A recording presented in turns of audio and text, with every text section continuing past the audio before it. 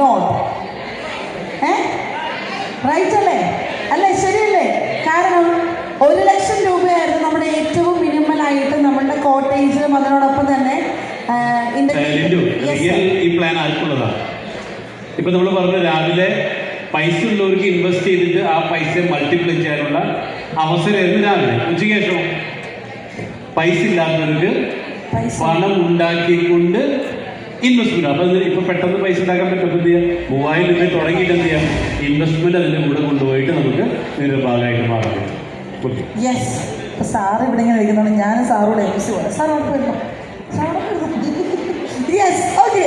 അപ്പോൾ പറഞ്ഞ പോലെ തന്നെ സാറ് പറഞ്ഞ പോലെ തന്നെ പണമില്ലാത്തവർക്ക് പണം ഉണ്ടാക്കിക്കൊണ്ട് ഇവിടെ ഇൻവെസ്റ്റ് ചെയ്യാനുള്ളൊരു സുവർണ അവസരം.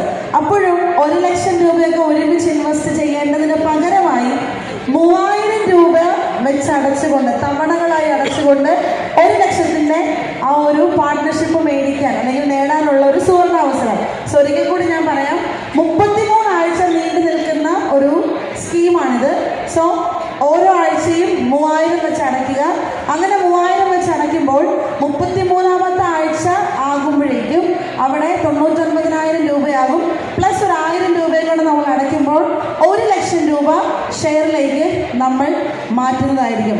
അങ്ങനെ 1,00,000 രൂപ ഷെയറിലേക്ക് മാറ്റുക എന്നുള്ളത് മാത്രമല്ല ഇവിടെ കിട്ടുന്നത്. ഇവിടെ ഒരു ഭാഗ്യ പരീക്ഷണം, അതായത് ഉറപ്പായും ഒരു എന്താ പറയുക, ഒരു വലിയൊരു ഭാഗ്യം നമ്മളെ തുണയ്ക്കുന്ന ഒരു ഭാഗ്യ പരീക്ഷണമാണ് ഇവിടെ നമ്മൾ ഓരോ ആഴ്ചകളിലും. അത് മാസമായിരിക്കും നറുക്കെടുപ്പ്, പക്ഷേ ആ ഒരു നറുക്കെടുപ്പും കൂടി ഇവിടെ ഉണ്ടായിരിക്കും. നറുക്കെടുപ്പിന്റെ വിജയിക്ക് കിട്ടുന്നത് എന്താണെന്ന് ചോദിച്ചു കഴിഞ്ഞാൽ 3000 രൂപ അടച്ചു. ഇന്ന് 3000 രൂപ അടച്ചതിന് ശേഷം ഇന്നത്തെ ദിവസം നറുക്കെടുപ്പിൽ നിങ്ങളുടെ പേരാണ് വരുന്നതെങ്കിൽ, നന്ദുവിന്റെ പേരാണ് വരുന്നതെങ്കിൽ, ശില്പയുടെ പേരാണ് വരുന്നതെങ്കിൽ, ഷെഹിൻഷായുടെ പേരാണ് വരുന്നതെങ്കിൽ, ഷെബിന്റെ പേരാണ് വരുന്നതെങ്കിൽ, ആ വ്യക്തി 3000 രൂപ മാത്രം അടച്ചാൽ മതി. 1,00,000 രൂപ